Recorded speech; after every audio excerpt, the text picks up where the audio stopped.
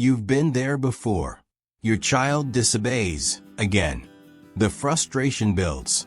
You hear that inner voice. Maybe they need a spanking. But then another thought hits you. Is Jesus watching? Is he disappointed? Are you disciplining your child or just reacting in anger?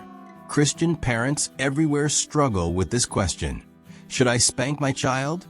Is it biblical correction?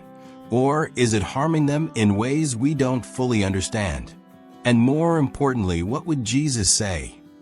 Let's break it into 6 parts. First, the biblical debate. Does God endorse spanking? Many Christians turn to Proverbs chapter 13 verse 24. Whoever spares the rod hates their child, but the one who loves their child is careful to discipline them. Some say this is clear evidence that spanking is not only acceptable but necessary. Others argue that rod doesn't necessarily mean physical punishment. It means guidance, correction, and teaching. So what's the truth? Are we misinterpreting God's word? Drop a comment below. Do you think spanking is biblical? Why or why not? Let's see what the community thinks. Second, Jesus' approach. Did he ever support physical discipline? Jesus was firm, but never harsh. He rebuked wrongdoing, but he never once used violence to correct. In fact, he did the opposite. In Matthew chapter 19 verse 14, Jesus says, "Let the little children come to me, and do not hinder them, for the kingdom of heaven belongs to such as these." Now think about this. Would Jesus ever hit a child to teach them a lesson? If he wouldn't, should we? Or is there a better way? Third, the damage of spanking. Short-term obedience, long-term effects. Research shows that spanking might work in the moment, but what about the long-term effects? Studies from the American Psychological Association show that children who are physically punished may grow up to be more aggressive, struggle with anxiety, and even fear their parents rather than respect them. This raises a huge question. Are we teaching respect or fear? Fourth, discipline versus punishment. What's the difference? Jesus never shamed or physically hurt anyone.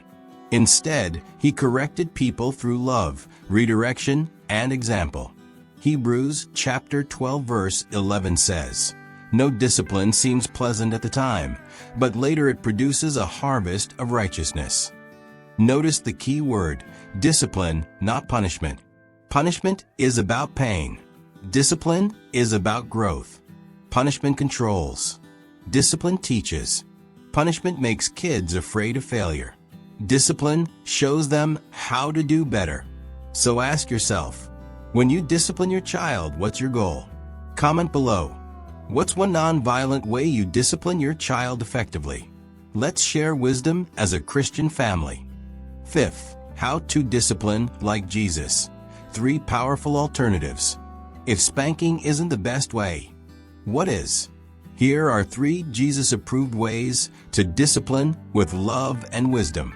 1. Set clear expectations. Jesus was clear about right and wrong. Kids need to know the rules before they break them. 2. Use logical consequences. If they break something, they help fix it. If they disobey, they lose a privilege. This teaches responsibility, not fear. 3. Model what you want to see. Jesus led by example. If we want respect, patience, and kindness from our kids, we have to show it first. Sixth, the heart check. What's really driving your response? Here's a tough question. Are we spanking out of love or out of frustration? Jesus says in Matthew chapter 5 verse 9, "Blessed are the peacemakers." We are called to lead our children with wisdom, not wrath. Next time your child pushes your buttons, take a deep breath and ask, am I reacting or responding? Am I correcting or just venting my frustration? Is this what Jesus would do? If we can pause and choose love, we're teaching more than obedience. We're teaching the character of Christ. I want to hear from you. What do you think? Should Christians spank their kids? Drop a comment below and let's talk about it.